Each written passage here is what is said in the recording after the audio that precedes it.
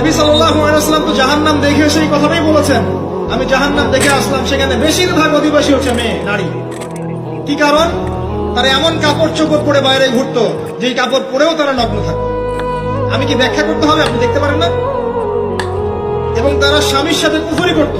সারা জীবন স্বামী যদি তাদের ভরণ পোষণ দেয়, ভালোবাসে, মহব্বত করে, তাদের যদি জীবনটা ক্ষয় করে ফেলে, এক পর্যায়ে গিয়ে বলবে সারাটা জীবন তোমার কাছে কিছুই পাইলাম না। বাস্তব। এগুলোর কারণে মেয়েরা বেশি বেশি জাহান্নামে যাবে। এবং তারা মানুষ মারা গেলে মাতম করে, বুক পিঠ চাপড়ায়, এই কারণে যাবে। এবং তর্ক লাগলে অভিশাপ দেয় বেশি, এই কারণে যাবে। আল্লাহ পাক আমাদের মা বোনদেরকে হেফাজত করুন। তবে একটা হাদিস আছে সুসংবাদের। নবী সাল্লাল্লাহু আলাইহি ওয়াসাল্লাম বলেছেন, একজন নারী যদি 4টা কাজ করতে পারেন, জান্নাতের যে কোনো দরজা দিয়ে ইচ্ছা প্রবেশ করতে পারবেন।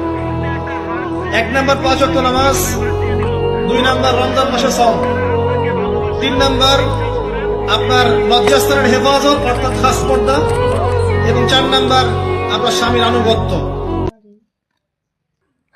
লাগানো